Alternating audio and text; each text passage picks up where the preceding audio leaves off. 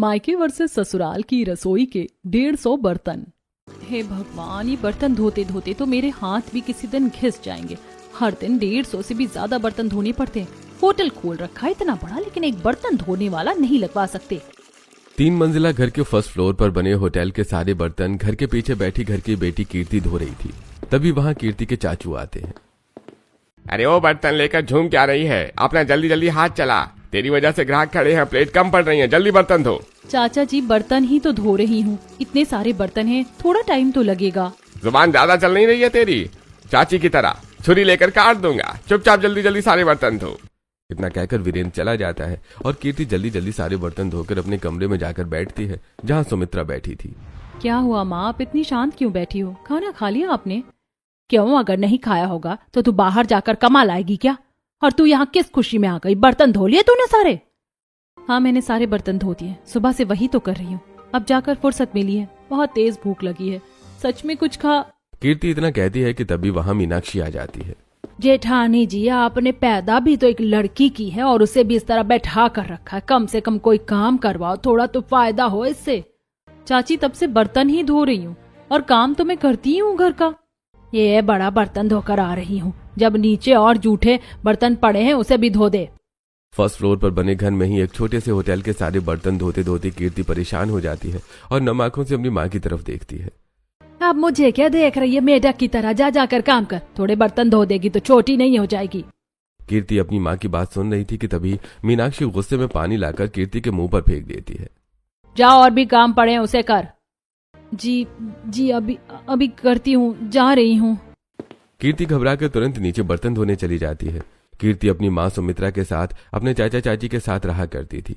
चाचा चाची हमेशा कीर्ति को तंग करते, होटल का सारा काम करवाते और वहीं कीर्ति की माँ भी बेटे पाने की ख्वाहिश में कीर्ति को हमेशा ताने मारती। इसी तरह फिर एक दिन। क्या हुआ जी, कहाँ जा रहे हैं आप? कहीं नहीं, बस वो आज सैलरी आ गई थी ना, तो भाभी को 2nd फ्लोर पर देने जा रहा था। कोई जरूरत नहीं अपनी भाभी को पैसे देने की। अब उनके पति मर गए तो उनकी जिम्मेदारी हमने थोड़ी ना ली है। जो हर महीने 2 रुपए मिले उसमें भी 4 आना उन्हें देना पड़े। मैं तुम्हारी बात को समझ रहा हूँ, लेकिन अगर मैंने पैसे नहीं दिए तो वो अपना खर्च कैसे संभालेंगी? अरे तो क्या जरूरत थी उन्हें लड़की पैदा करने की? लड़का पैदा कर लिया होता तो बुढ़ापे का सहारा बन जाता कम से कम। और वैसे भी तुम्हें पैसे नहीं जोड़ने अपने बुढ़ापे के लिए जो उन पर लुटा रहे हो। मीनाक्षी और वीरेंद्र की बात दरवाजे के बाहर खड़ी सुमित्रा सुनती है और गुस्से में कमरे में जाती है जहाँ कीर्ति बैठकर रो रही थी। माँ भी मुझे नहीं समझती है, मेरे हाथ इतने ज्यादा दर्द कर रहे हैं, पूरे छिल गए हैं बर्तनों की वजह से। तभी सुमित्रा आगे बढ़ती है और कीर्ति को खींचकर एक थप्पड़ लगाती है। माँ, मत बोल अपने इस मनहूस जुबान से मुझे। माँ, क्या जरूरत थी तुझे पैदा होने की? एक लड़का होता तेरी जगह तो आज बुढ़ापे का सहारा होता। मैं पैदा होने वाली थी ये बात मुझे थोड़ी ना पता थी जो आप मुझे डांट रही हैं। जुबान मत चलाओ अपनी चाची की तरह, वैसे ही दिमाग बहुत गर्म है। ऊपर देवरानी जी बोल रही कि नीचे होटल का आधा हिस्सा भी नहीं देंगी। ना जाने अब मैं बुढ़ापे में क्या करूंगी। सुमित्रा सिर पर हाथ रखकर बैठ जाती है और कीर्ति किचन में जाकर रोने लगती है। इसी तरह फिर अगले दिन। हे भगवान, साबुन भी खत्म हो गया है, अब मैं क्या करूं? बर्तन नहीं धोई तो चाचा मारेंगे। कीर्ति यही सोच रही थी कि तभी वहाँ मीनाक्षी सर्फ का पैकेट लेकर आती है। आजकल साबुन बहुत महंगे हो गए हैं, सर्फ से ही बर्तन धो। चाची, पहले से ही हाथ में जलन हो रही है, सर्फ से इतने सारे बर्तन धोंगी तो हाथ और ज्यादा जल उठेगा। तेरे हाथ जल जाए या कट जाए उससे मुझे क्या, मुझे तो बस मेरे बर्तन साफ मिलने चाहिए। मीनाक्षी गुस्से में वहां से चली जाती है और फिर कीर्ति सर्फ से बैठकर सारे बर्तन धोने लगती है। तभी वहां कीर्ति के भाई आ जाते हैं। अरे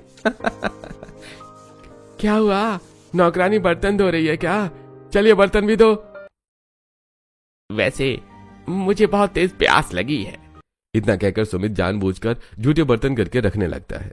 भैया, आप ये क्या कर रहे हैं? हर बार अलग अलग ग्लास में पानी क्यों पी रहे हैं? तुझे क्या, तेरा काम बर्तन धोना है ना, बर्तन धो। अब क्या हम हाथ में पानी लेकर पियेंगे? इस तरह भाई भी कीर्ति को परेशान करते हैं। अब इन सबके बीच जैसे तैसे कीर्ति सारे बर्तन धोती है और रोते हुए कमरे में जाती है। मेरा पूरा हाथ बर्तन धो धोकर जल गया, जैसे मानो हाथों में रेखाएं नहीं है, रेखाओं में हाथ है। इतने खुरदुरे हो गए और ऊपर से इस हालत में फिर से कल काम करना पड़ेगा। मेरी माँ भी मुझे नहीं समझती। क्यों ही समझेगी? उन्हें तो बेटा चाहिए था ना, और मैं तो बेटी हूँ, मुझे क्यों ही समझेंगी? कीर्ति खुद रोकर खुद ही अपने आंसू पोंछ लेती है। अब इसी तरह दिन बीतते हैं और फिर एक दिन होटल चला रहे कुछ बावर्ची आपस में बातें कर रहे थे। अरे भाई, आज पहली बार होटल में इतने ग्राहक आए हैं, वरना दिन भर बैठकर मक्खी मारते रह जाते हैं। हाँ, और फिर आज हमारी पगार भी मिलने वाली है। कमाई इतनी अच्छी हुई है, मालिक पगार दे देंगे। हाँ, बस एक बार काम खत्म हो जाए, फिर शाम को मालिक से पगार लेकर ही घर जाएंगे। आपस में बातें करते हुए सभी हंसते हुए काम करते हैं और फिर शाम को। क्या हुआ, अब तक घर क्यों नहीं गए? खड़े खड़े मेरा मुंह क्या देख रहे हो? मालिक, आज हमारी सैलरी देने का दिन है, इसलिए पैसों का इंतजार कर रहे हैं। आज आप हमें पूरे महीने की पगार दे दीजिए। हे भगवान, अब इन तीनों को पगार भी देना पड़ेगा। मेरे तो सारे पैसे ऐसे ही लुट जाएंगे। वीरेंद्र जैसे ही पैसे देने जाता है तभी वहां मीनाक्षी आ जाती है। इतने पैसे देने की क्या जरूरत है? काम तो इन लोगों ने ठीक से किया नहीं है और पैसे लेने के टाइम पर मुंह उठाकर आ जाते हैं। रुको, मैं देती हूँ इन्हें पैसे। इतना कहकर मीनाक्षी वीरेंद्र के हाथों से पैसे ले लेती है और सभी को उनकी आधी अधूरी सैलरी देकर घर भेज देती है। पैसे बचाने के लिए ही तो मैं इस निकम्मी को घर में रखी हूँ। कम से कम बर्तन धोने वाले के तो पैसे बच जाते हैं और एक तुम हो पैसे उड़ाते रहते हो। अरे लेकिन क्या लेकिन? अगली बार से ना तुम सारे पैसे मुझे दे देना, मैंने काट कर इनके काम के हिसाब से दे दूंगी। इतना कहकर मीनाक्षी वहां से चली जाती है। वहीं घर जा रहे बावर्ची। अरे भैया, हमारे मालिक और मालकिन कितने ज्यादा कंजूस है। 2 रुपए बचाने के लिए हमारी कमाई खाने पर तुले रहते हैं। अरे इनका बस चले तो दूसरे के पैसे भी हड़प कर बैठ जाएं। पैसे बचाने के लिए तो होटल की मालकिन को ही नौकरानी बनाकर रख दिया है। अरे वही तो, जब घर का सारा बंटवारा होगा तो उसी के हिस्से में जाएगा ये होटल, और बेचारी खुद के ही होटल में नौकरानी बनकर जैसे बर्तन घिसती है दिन भर। कंजूस कहीं के, ये नहीं कि एक स्टाफ रख ले। अरे कैसे रखेंगे, हमारे पैसे तो इनकी जेब से निकलते नहीं है। नए स्टाफ को क्या खाक देंगे? स्टाफ से लेकर हर किसी को ये बात पता चल जाती है कि मीनाक्षी बहुत ज्यादा कंजूस थी। इसी तरह एक रात सभी लोग बैठकर आपस में बातें कर रहे थे। कुछ दूर पर अकेले कीर्ति 150 बर्तन धो रही थी। आज तो पैरों की भी जान निकल गई। बैठे बैठे पैर भी इतने दर्द करने लगे जैसे मानो अब टूट ही जाएंगे। ऊपर से मेरी माँ मुझे नहीं समझती, ऊपर से सोने उठने खाने का भी कोई अता पता नहीं है। अब तो मेरी जिंदगी एक नौकरानी की तरह हो गई है। रात को सो, सुबह उठकर इनकी रसोई संभालो। कीर्ति खुद से बड़बड़ाते हुए दिन भर काम करने की वजह से बैठे बैठे ही गहरी नींद में डूब जाती है और अपने सपनों की आलीशान दुनिया में खो जाती है। मैम, ये लीजिए आपके लिए ठंडी ठंडी कोल्ड कॉफी। और मैम, मैंने एसी ऑन कर दिया है, साथ ही आपके पैरों में नेल पेंट भी लगा दिया। और कुछ काम है क्या? नहीं, फिलहाल के लिए तो इतना ही ठीक है। वैसे मेरा सर बहुत दर्द कर रहा है, दबाना है तो जरा सा सर दबा दो। कीर्ति की बात सुनकर काजल कीर्ति का सर दबाने लगती है। बस दुनिया ऐसी ही हो, मुझे 150 बर्तन धोने ना पड़े, बस 150 बर्तनों में खाना खाने मिले और मैं आराम से अपनी जिंदगी। ठंडा पानी।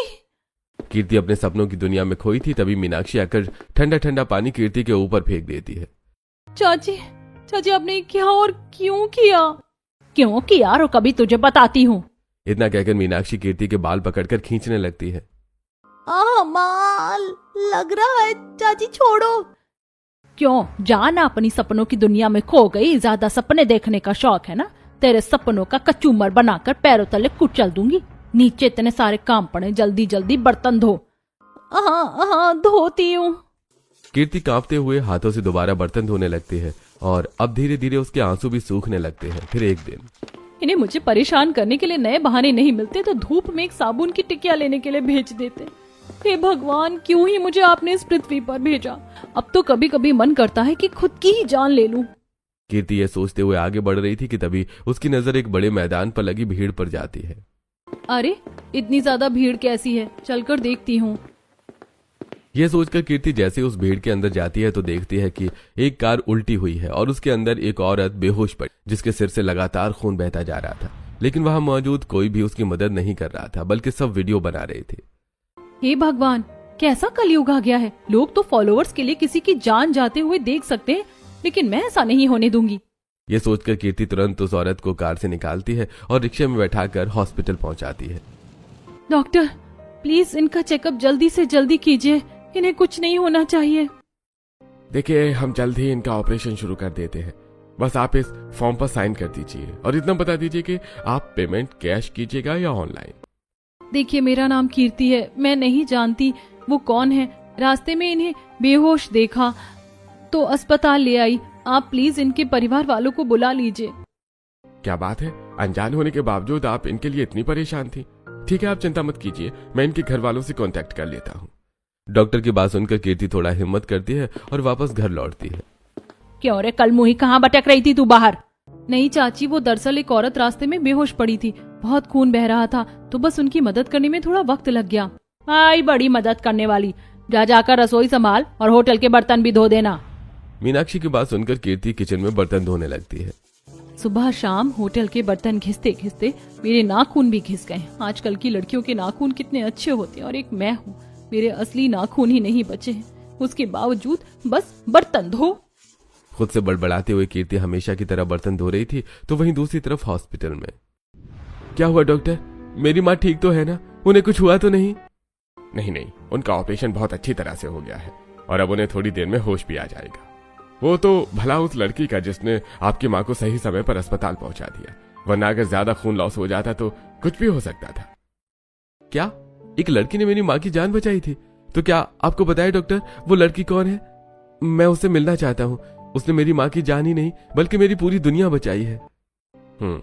उन्होंने मुझे एड्रेस या फिर अपना नंबर, फोन नंबर नहीं दिया है, बस अपना नाम बताया था, कीर्ति। इतना कहकर डॉक्टर चला जाता है और वैभव सोच में पड़ जाता है। जिसने मेरी माँ की जान बचाई है उसे तुम्हें पाताल लोक से भी ढूंढ निकालूंगा। मैं उससे एक बार जरूर मिलूंगा। वैभव खुद में ही एक फैसला लेता है और कीर्ति की खोज शुरू कर देता है। अब इस तरह दिन बीतते हैं और कुछ दिनों में वैभव की माँ भी ठीक हो जाती है और फिर वैभव अपनी माँ को सारी सच्चाई बताता है। बेटा, मैं बस एक बार उस लड़की से मिलना चाहती हूँ। क्या तुझे उस लड़की के बारे में पता है? माँ, अब तक मैं उससे नहीं मिल पाया, आपको कैसे मिलवाऊंगा? और मुझे उसके नाम के सिवा कुछ और पता भी नहीं है। ठीक है बेटा, लेकिन अगर कहीं भी तुझे वो लड़की मिले तो एक बार उसे मुझसे जरूर मिलवाना। जब उसने मेरी जान बचाई थी तो मैं थोड़ा होश में थी। मैंने देखा किस तरह उसने सबके खिलाफ सबसे अलग जाकर अपनी जान पर खेलकर मेरी जान बचाई थी। ठीक है माँ, मैं उसे ढूंढने की पूरी कोशिश करूंगा। इतना कहकर वैभव कीर्ति की खोज शुरू कर देता है। वहीं कीर्ति के घर पर वीरेंद्र उसके चाचा फोन पर बात कर रहे थे। वीरेंद्र, अगर तेरी नजर में कोई बर्तन धोने वाली हो तो जरा मुझे खबर करना। ये मेरे दोस्त का कैफे है ना, वहाँ स्टाफ ने छुट्टी ले ली है। अरे भगवान, दिन भर घर में पड़ी रहती है, अगर जाकर बर्तन धो जाएगी तो कम से कम थोड़े पैसे तो आएंगे। हाँ, मेरे पास एक बर्तन धोने वाली है, मैं कल से उसे काम पर भेज दूंगा। इतना कहकर वीरेंद्र फोन कट कर देता है और यह खबर पूरे घर वालों को सुनाता है। क्या आप घर में बर्तन धोते धोते बाहर भी धोना होगा? शक्ल क्या बना रही, ससुराल जाकर यही काम करना है तो अभी से आदत डाल ले। लड़की है तो इतना करना ही पड़ेगा। कीर्ति की माँ खुद कीर्ति का साथ नहीं देती है, जिसकी वजह से कीर्ति को घर के साथ अब दूसरों के कैफे जाकर भी बर्तन धोने पड़ते हैं। इसी तरह एक दिन कैफे में, कीर्ति टेबल नंबर 10 पर ये पाव भाजी और बिरयानी दे आओ। ठीक है सर। कीर्ति हाथ में बिरयानी और पाव भाजी लेकर टेबल की तरफ बढ़ती है। तभी वहां कैफे का ओनर चश्मा पहनकर जो बाहर जा रहा था वो पीछे मुड़कर देखता है। कीर्ति, सुनिए, क्या आप ही कीर्ति है जिन्होंने मेरी माँ की जान बचाई थी एक रोड एक्सीडेंट में? याद कीजिए। हाँ, मैंने एक औरत की जान तो बचाई थी। क्या वो आपकी माँ थी? अच्छा, तो वो आप कैसी हैं? अरे आपकी वजह से वो अभी सही सलामत है। थैंक यू सो मच जो आपने मेरी माँ की इतनी कदर की। आप क्या प्लीज उनसे चलकर एक बार मिल सकती हैं? देखिए, मैं इस तरह आपके साथ नहीं। प्लीज मना मत कीजिएगा, मेरी माँ आपसे मिलने के लिए बहुत दिनों से बेताब है। आप एक बार उनसे मिल लीजिए। वैभव की बात सुनकर कीर्ति वैभव के साथ उसके आलीशान से घर में जाती है, जहां कौशल्या कीर्ति को पहचान कर तुरंत गले लगा लेती है। थैंक यू सो मच बेटी, मेरी जान बचाने के लिए। मुझे बहुत अच्छे से याद है तुमने कितनी मुश्किल परिस्थिति में मेरी जान बचाई थी। अगर तुम ना होती तो ना जाने आज मैं। नहीं आंटी, ऐसा मत कहिए, मुझे आप में अपनी माँ की छवि दिखती है, बस इसीलिए मैंने आपकी जान बचाई। कौशल्या कीर्ति से काफी देर तक बातें करती है और फिर कीर्ति थोड़ी देर बाद कौशल्या के पैर छूकर वापस अपने घर चली जाती है। फिर रात को, बेटा मैं सोच रही थी जब वो अनजान लड़की मेरे लिए इतना सब कुछ कर सकती है तो अगर वो हमारे घर की बहू बन जाएगी तो हमारे घर के लिए क्या कुछ नहीं करेगी। संस्कार भी उम्र से बड़े हैं उसके, क्यों ना मैं उसकी शादी तेरे साथ करवा दूं। अरे माँ, आपकी पसंद ही मेरी पसंद है, मुझे इस रिश्ते से कोई ऐतराज नहीं है। सीधे सीधे कहिए ना देवर जी। हाँ, आपको भी वो लड़की पसंद है। मैंने देखा था जब वो आई थी तो आप उसे कैसे देख रहे थे। चलो, हंसी मजाक तो होता रहेगा, कल ही हम उस लड़की के घर रिश्ता लेकर जाएंगे। फिर कौशल्या सभी के साथ खाना खाते हुए कीर्ति की तारीफ करती है और अगले दिन अपने पूरे परिवार के साथ कीर्ति का रिश्ता लेकर कीर्ति के घर पहुंचती है। इस तरह अचानक रिश्ते वाले? मैंने तो नहीं बुलाया इन्हें। हाँ, मैंने भी। देखिए, हमें किसी ने बुलाया नहीं, हम आपकी बेटी के लिए खुद से रिश्ता लेकर आए। हमें वो बहुत पसंद है और हम उसका बहुत ध्यान रखेंगे। इतने अच्छे घराने का रिश्ता उस मनहूस के लिए क्यों आया है? ये तो काफी बड़े लोग हैं। अगर ऐसी बात है तो हमें भी ये रिश्ता मंजूर है। काफी बातें सुनी है हमने आप लोगों के बारे में। जेठानी जी, इस रिश्ते के लिए हाँ कहने की क्या जरूरत है? कोई गरीब घर का रिश्ता आएगा तो वहाँ करवा देंगे ना शादी। छोड़िए ना, आखिरकार और कब तक इसका बोझ ढोते रहेंगे? गरीब घर का हो चाहे अमीर घर का, बिना दहेज की शादी हो रही है, काफी है। इस तरह कीर्ति के परिवार वाले बिना कीर्ति से पूछे उसकी शादी तय कर देते हैं और कुछ ही दिन में वैभव के साथ कीर्ति की शादी धूमधाम तरीके से कर दी जाती है। फिर गृह प्रवेश के वक्त, जा बड़ी बहू, तू अपनी देवरानी का गृह प्रवेश करवा दे। वैसे भी अब इस घर की जिम्मेदारियां तो तू ही संभालती है। ठीक है मम्मी जी, मैं अभी करवाती हूँ अपनी प्यारी सी देवरानी का गृह प्रवेश। इतना कहकर सेजल तुरंत कीर्ति का गृह प्रवेश करवाती है और कीर्ति दाहिने पैर से कलश गिराकर गृह प्रवेश करती है, साथ ही सभी के पैर छूती है। खुश रहो बहू, खुश रहो। हमारा आशीर्वाद तो हमेशा तेरे साथ है। वैसे मुझे बहुत नींद आ रही है, क्या हम सोने जा सकते हैं? हाँ हाँ, अब तो नींद आएगी ही देवर जी आपको। अच्छा चलिए, मैं देवरानी जी को कमरे में छोड़ देती हूँ। सेजल थोड़ा हंसी मजाक करती है और अपने देवर देवरानी को उनके कमरे तक पहुंचा देती है और फिर दोनों सो जाते हैं। इसी तरह पूरी रात बीतती है और फिर अगली सुबह। आज मेरे ससुराल का पहला दिन है। सुबह के 5 बजे जल्दी से उठकर नहा धोकर तैयार हो जाती हूँ। ऊपर से आज मेरी पहली रसोई भी है। ये सोचकर कीर्ति तुरंत बिस्तर से उठती है और नहा धोकर किचन पहुंचती है, जहां रात के झूठे बर्तन पड़े थे। अरे यहाँ तो पूरा किचन ही फैला हुआ है, ऊपर से बर्तन भी सारे गंदे। माँ कहती थी बासी रसोई में कोई शुभ काम नहीं करते, पहले बर्तन ही साफ कर लेती हूँ। ये सोचकर कीर्ति बर्तन धोने लगती है और बर्तनों की आवाज से बगल के कमरे में सोई कौशल्या की नींद खुल जाती है। इतनी सुबह सुबह कौन बर्तन धो रहा है? इतनी सुबह तो विमला भी काम करने नहीं आती। कहीं किचन में बिल्ली तो नहीं आ गई? ये सोचकर कौशल्या आधी नींद में बिस्तर से उठती है और किचन में आकर देखती है तो हैरान रह जाती है।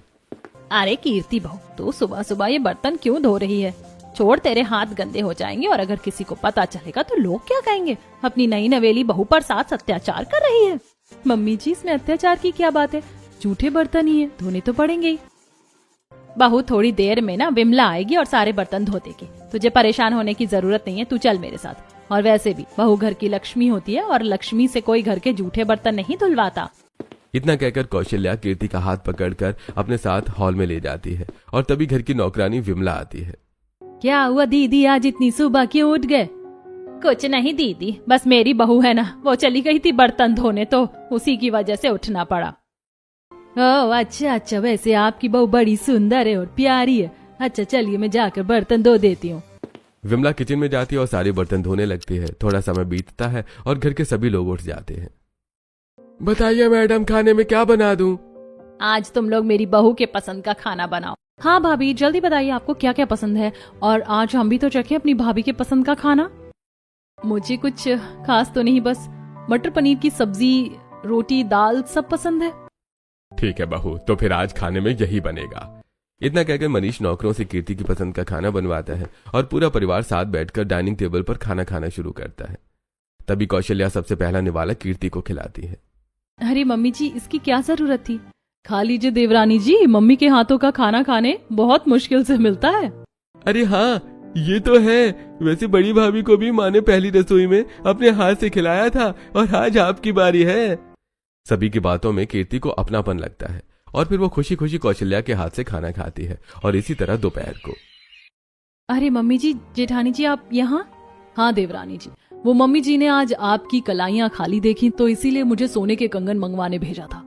अरे लेकिन इस सब की क्या जरूरत थी? बहू, जरूरत थी। तू मेरी बहू है और बहू के हाथ खाली अच्छे नहीं लगते। ला, मैं तुझे कंगन पहना देती हूँ। इतना कहकर कौशल्या कीर्ति के हाथों में सोने के कंगन पहनाती है। अरे बहू, तेरे हाथ इतने खुरदुरे क्यों हैं? ऊपर से इतनी सारी चोट के निशान भी हैं। मम्मी जी, ये तो बस बर्तन धोने की वजह से हो गए, कोई चोट नहीं लगी है। क्या बर्तन? अरे बहू, तेरे हाथ बर्तन धोने के लिए नहीं बल्कि सोने और हीरे के जेवरात पहनने के लिए हैं। तेरे मायके में जो भी हुआ, लेकिन अब तू अपने ससुराल में राज कर, समझी? कौशल्या और सेजल कीर्ति से प्यार से बातें करते हैं और उसे कंगन पहनाकर वहां से चले जाते हैं। अब इसी तरह पूरा दिन बीतता है। फिर रात को। एक वो पल था जब मैं अपने मायके में दिन रात बर्तन धोया करती थी और आज सोने चांदी की प्लेटों में खाना खा रही हूँ। सच में भगवान के घर देर है लेकिन अंधेर नहीं।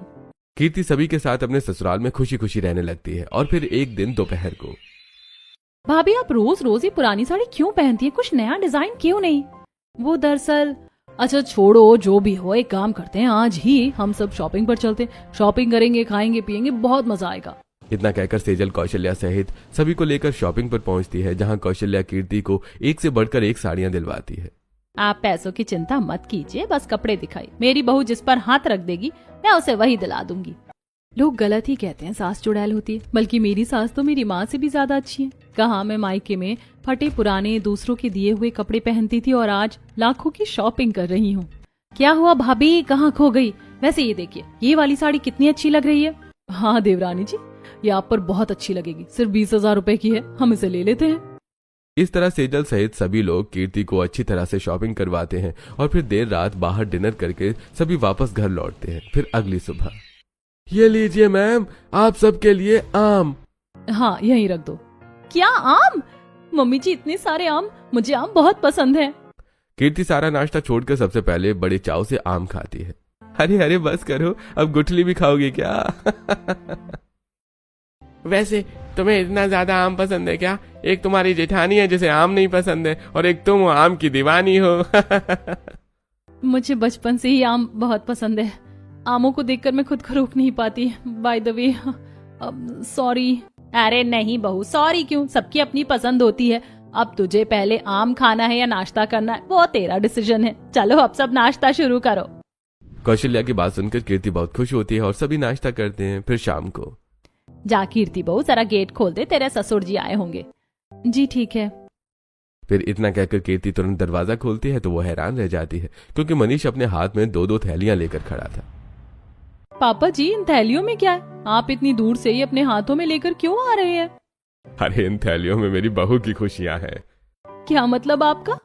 अरे मेरा मतलब है, इनमें तेरे फेवरेट आम है। तुझे आम बहुत पसंद है ना, इसलिए मैं तेरे लिए बाजार से आम लेकर आया हूँ बहू।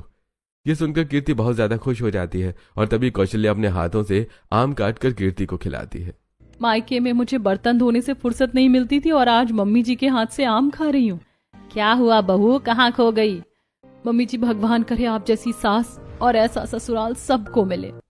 इतना कहकर कीर्ति कौशल्या को गले लगा लेती है। अब इसी तरह दिन बीतते हैं और फिर एक दिन रात को, तू बर्तन धोएगी या मैं तुझे धो दूं कपड़ों की तरह? नहीं नहीं चाची, मैं अभी बर्तन धो रही हूँ। कीर्ति घबराकर जल्दी जल्दी सारे बर्तन धोने लगती है, जिसकी वजह से उसके हाथों से खून भी निकलने लगता है। खून नहीं, मुझे खून से बहुत डर लगता है। तेरे गंदे खून की वजह से सारे बर्तन फिर से गंदे हो गए। अब इन सारे बर्तनों को फिर से धो और तुझे खून से डर लगता है। रुक रुक, तेरा डर अभी निकालती हूँ। नहीं नहीं चाची, नहीं, छोड़ो चाची प्लीज। मीनाक्षी कीर्ति के ऊपर खौलता हुआ पानी फेंकती है और तभी कीर्ति चीखकर बिस्तर से उठती है। क्या हुआ कीर्ति, तुम ठीक तो हो? सुबह सुबह कोई बुरा सपना देख लिया क्या? आओ आओ, बैठो बैठो मेरे पास। क्या मतलब वो एक सपना था? अब तो चाची मेरे सपने में भी आकर मुझसे बर्तन धुलवा रही हैं। तभी वैभव कीर्ति को बिस्तर पर बिठाता है और उसका हाथ लेकर कहता है, अरे कीर्ति, सच में तुम मेरे लिए बहुत ज्यादा लकी हो। मैं तुमसे बहुत प्यार करता हूँ। I really love you. मैं भी आपसे बहुत प्यार करती हूँ। आपकी वजह से ही मुझे खुश रहने और अपनी जिंदगी खुलकर जीने की आजादी मिली है। मैं तुम्हारे लिए क्या लाया हूँ, एक बार अपनी आंखें बंद करो। कीर्ति अपने डरावने सपनों को भूल जाती है और आंखें बंद करती है। तभी वैभव कीर्ति को डायमंड की रिंग पहनाता है, साथ ही हाथ में एक प्यारा सा ब्रेसलेट। क्या ये सब कुछ मेरे लिए है? अरे अब तुम ही मेरी पत्नी हो तो तुम्हारे लिए ही होगा ना। Thank you thank you thank you so much. लेकिन सच कहूँ, तुम मेरे लिए तुम्हारा प्यार इम्पोर्टेंट है, ये महंगे गिफ्ट्स नहीं। इस तरह कीर्ति और वैभव के बीच भी प्यार बढ़ने लगता है। दोनों एक दूसरे के साथ समय बिताते हैं और कीर्ति अपने मायके के ट्रॉमा से बाहर निकलकर ससुराल की खुशियों में खुश रहने लगती है। फिर एक दिन, मम्मी जी ये तैयारी किस चीज की हो रही है और ये बैग किसके है? वो तेरी माँ ने तुझे मायके बुलाया है। क्या इस तरह अचानक? अरे नहीं नहीं, परेशान मत होइए देवरानी जी, हमें तो कल से ही पता था। वो हमने सोचा कि हम आपको सरप्राइज देंगे इसीलिए। अच्छा चलिए अब आप तैयार हो जाइए, देवर जी आपको आपके मायके छोड़ आएंगे। सभी की बातें सुनकर कीर्ति थोड़ा परेशान होकर कमरे में आती है और तैयार होने लगती है। इतने दिनों से मैं अपने ससुराल में खुश हूँ, लेकिन मायके जाकर फिर वही बर्तनों का ढेर मेरे सामने रख दिया जाएगा। क्या मेरी शादी के बाद सब बदल गए होंगे या अभी भी वैसे ही होंगे? कीर्ति सोचते सोचते तैयार होती है और वैभव कीर्ति को ले जाकर उसके मायके छोड़ देता है। ये देखिए आ गई महारानी जी अपना 36 किलो का गहना पहनकर। चाची वो बंद कर अपना मुंह, और ये अपने तेवर साथ लेकर अपने ससुराल तक ही रखना। ये तेरा मायका है, यहाँ तुझे बर्तन ही धोने। चल जा, किचन में जितने बर्तन रखे हैं सब धोकर साफ कर दे। हाँ, जाती हूँ। कीर्ति घबराते हुए किचन में जाती है और अपने मायके के सारे बर्तन धोने लगती है। और तभी वहां एक नई बर्तनों का ढेर लेकर मीनाक्षी आती है। इन्हें भी जल्द से जल्द साफ कर दे। और इतना धीरे धीरे काम क्या कर रही है? ससुराल जाकर ज्यादा सुस्ती आ गई है ना? 2 दिन में तेरी सारी हेकड़ी निकाल दूंगी, समझी? जी जी जी जी जी। कीर्ति घबराकर डरते हुए सारे बर्तन साफ करती है और 1 घंटे बाद अपनी माँ से मिलने 2nd फ्लोर के कमरे में जाती है। अरे कीर्ति बेटी, तू आ गई। सच बताऊं तो तेरी कमी मुझे बहुत खली। क्या हुआ माँ, सब ठीक तो है ना? बेटी, काश मैं तेरी बात बहुत पहले समझ ली होती। बेटा बेटी में फर्क करना बंद कर देती तो शायद आज मेरी ये हालत ना होती। मैंने तो पहले ही आपको कहा था, लेकिन आपने मेरी सुनी कहाँ। वैसे अब क्या हुआ जिसकी वजह से आपकी आंखें खुल गई? तेरी चाची है ना, उनके बड़े बेटे ने एक लड़की के साथ भागकर सारे जेवरात लेकर उन्हें छोड़ दिया। सच कहूँ बेटी, तो मुझे ऐसा लगा बेटा हो या बेटी होते दोनों बराबर ही हैं।